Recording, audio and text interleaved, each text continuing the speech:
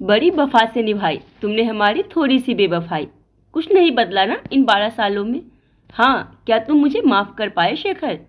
मीना की आंखें भर आई थी, पर मन हर्षित था। अनायास ही सही, पर उसे क्षमा मांगने का अवसर मिल ही गया था। होठों पर मुस्कान ऐसे आ चिपकी जैसे बड़ी जिद के बाद भी जो खिलौना ना मिला वह बर्थडे गिफ्ट के रैपर खोलते ही अनायास हाथों में आ गया हो। मैं नाराज तो बहुत था, लगा था बात नहीं कर पाऊंगा, लेकिन तुझे देखकर सब भूल गया। शेखर ने शिकायत की, तुमने कभी मुड़कर भी नहीं देखा। हम दोनों के जीवन के अहम फैसले अकेले कैसे ले लिए? मैंने कब लिए? तुम्हारे भविष्य निर्माण के लिए तुमसे दूर हुई। मैं तुम्हें सफलता के शिखर पर देखना चाहती थी शेखर। मेरे पीछे तुम्हारी पढ़ाई उपेक्षित हो रही थी। आज तुम इतने बड़े अफसर हो, मैं साथ होती तो ये संभव होता? बोलो, जवाब दो। मीना बस मुस्कुराए जा रही थी। इन क्षणों में फिर से जीना चाहती थी। क्यों नहीं होता? तुम्हारा साथ मिलता तो सब मिल जाता। क्लासेस छोड़कर मेरे पीछे दीवानों की तरह घूमते रहते थे तुम।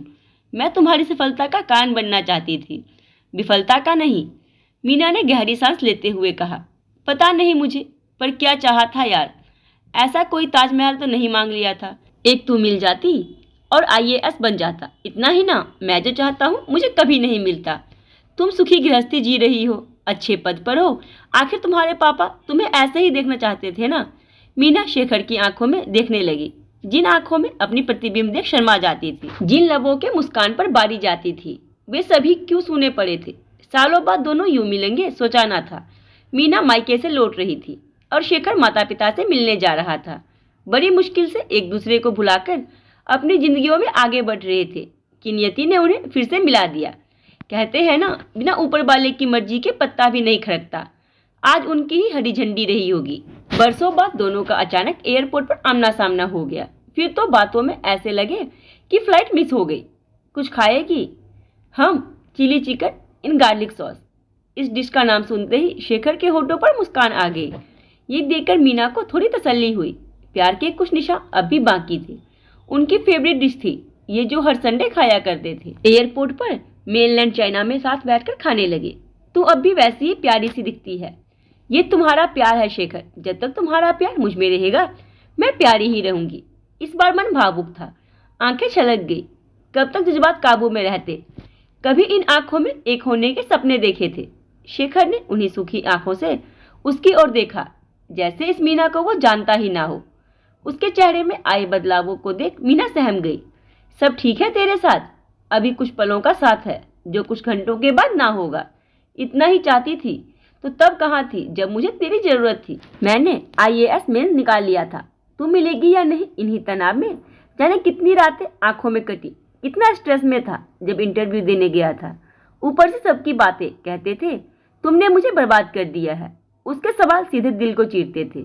एक नाराजगी सी थी, ये शायद उसका आहत स्वाभिमान था। बातों में एक तीखापन था, जैसे प्यार पर से विश्वास उठ चुका हो। कौन सब? और तुम भी यही सोचते हो? नहीं, पर बाकी सब यही कहते हैं। तुम्हारे दोस्त तो पहले भी मेरे दुश्मन थे।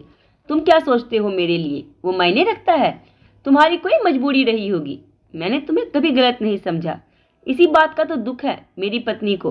पत्नी? पर तुमने तो कहा था आजीवन प्रतीक्षा करोगे मेरी। कर ही रहा था। मेरा सिलेक्शन फॉरेन सर्विस में हो गया था। ट्रेनिंग के दौरान तुम्हारे घर वालों से बार बार कांटेक्ट करता रहा, तुम्हें याद करता रहा, पर तुम्हारी शादी हो गई थी। तुम्हारी बातें करते करते सपना मेरे नजदीक आई और मेरे जीवन की हकीकत बन गई। तुम अपने बारे में बताओ। मेरी शादी मेरी मर्जी के विरुद्ध राजेश के साथ हुई। मैंने उसे अपनी कहानी बताई ताकि वो मुझे छोड़ दे, पर वह पारंपरिक इंसान निकला। शादी के सिलसिले को निभाने लगा। और तू खुश है? मैं दोहरी जिंदगी जी रही हूँ। मैं तुम्हें भुला ना सकी शेखर। सुख दुख में, तन्हाइयों में तुम याद आते रहे। कभी बादलों में तुम्हारा अक्स ढूंढा करती तो कभी पुरानी बातों को याद कर खुश हो जाया कर। मैं कहाँ भूला, अपने गम कम करने के लिए शराब का सहारा भी लिया, पर इनका कोई लाभ नहीं होता। जिंदगी जीने के लिए फलसफा जरूरी है, जिसे मैं भी देर से ही समझ पाया। अव्वल बात ये कि जब अकेली थी तब मेरे पास आ जाती, जो भी होता और जैसे भी मैं संभाल लेता। दूसरी ये कि जब घर वालों को ना मना कर सकी, तब कदम ना उठा सकी, तो अब अपनी जिंदगी जिसमें और लोग भी शामिल है उसे खुशी से ना जीना गलत है। अपने पति व बेटे को दुखी कर तुम्हें क्या मिलेगा? कितनी वफा से शेखर ने मीना की बेवफाई को निभाया था। उसे एकटक देखे जा रही थी।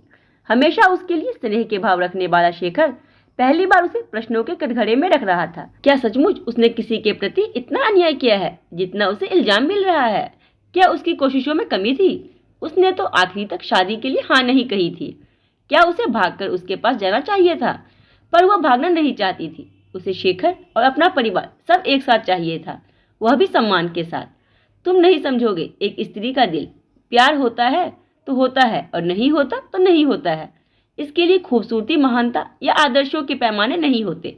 मसलन ज्यादा महान, खूबसूरत या आदर्श व्यक्ति से प्यार होगा कह नहीं सकते, ना ही इसमें प्रतिदान चाहिए। तुम्हें तब भूल जाती अगर तुम गलत होते। एक बहाने से मन को समझा देती कि किसी गलत इंसान के लिए एक सही इंसान को भला कैसे छोड़ दे। पर तुमने तो कभी कुछ गलत किया ही नहीं था। गलत सही की कसौटी पर मत तोलो, प्रकृति के निर्णय को स्वीकार करो।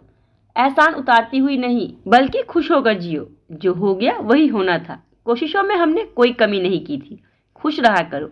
मैंने खुद अपने अनुभवों से सीखा है, बड़ी मुश्किल से संभल पाया हूँ। अब अपनी उस पत्नी को जिसने तुम्हारे मेरे बारे में सब जानते हुए भी मुझसे प्यार किया और मेरा साथ दिया, उससे बेवफाई नहीं कर सकता। हमें ऐसे ही मिलना था। हम तभी तो एक दूसरे के जीवन में प्यार बनकर आए। जरा सोचो उनके बारे में जिनका पूरा जीवन निकल जाता है पर सच्चा प्यार नहीं मिलता। सही तो कह रहा था शेखर। पत्नी के प्रति उसकी निष्ठा देख दिल भर आया। ऐसे इंसान का किसी के जीवन में शामिल होना ही बड़ी बात थी। वही तो उसके जिंदगी का सबसे खूबसूरत मोड़ था।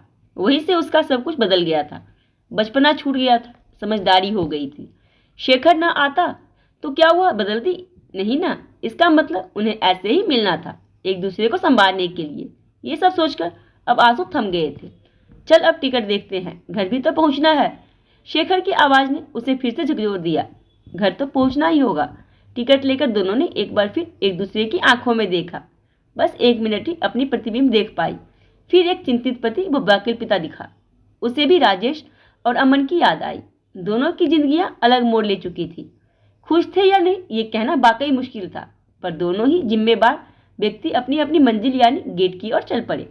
ये विश्वास और गहरा हो गया था कि कुछ रिश्ते कभी नहीं बदलते, बस प्राथमिकताएं बदल जाती है। ये कहानी शेखर और मीना की जो प्यार में थे और जिन्होंने बड़ी वफा से बेवफाई को भी स्वीकार किया था। बात उन दिनों की है जब ज्यादातर प्यार परिवार के नाम पर कुर्बान हो जाया करते थे और जीवन की एक खूबसूरत मोड़ के रूप में दिलों में आबाद रहते थे। तो क्या आपके भी नजर में कोई मीना और शेखर जैसी जोड़ी है? तो मुझे अपने कमेंट बॉक्स जरूर दें। और अगर पसंद आई हो तो लाइक, शेयर एंड सब्सक्राइब करना ना भूलें।